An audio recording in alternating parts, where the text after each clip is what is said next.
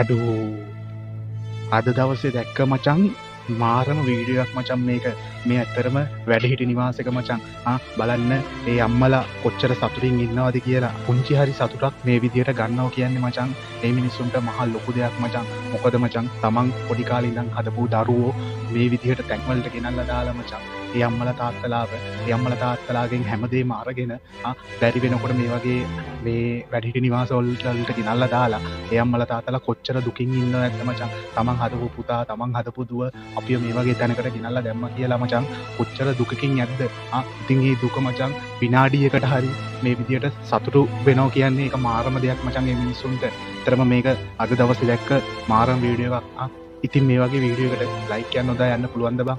ඉතින් මේ වීඩියෝ එකට ලයික් එකකුත් දාලා හැමෝටම බලන්න ෂෙයා කරන්න කියලා ආදරෙන් ඉල්ලනවා මචං. පුංචි ඉල්ලීමක් කරනවා මචං. කවදාකවත් තමන්ගේ අම්මව තාත්තව මේ වගේ තැනකට නම් දාන්න එපා මචං. කවදාකවත් ඒ වැරද්ද කරන්න එපා මචං. ඉතින් මේ වීඩියෝ එක හැමෝටම බලන්න ෂෙයා කරන්න කියලා ආදරෙන් ඉල්ලනවා මචං.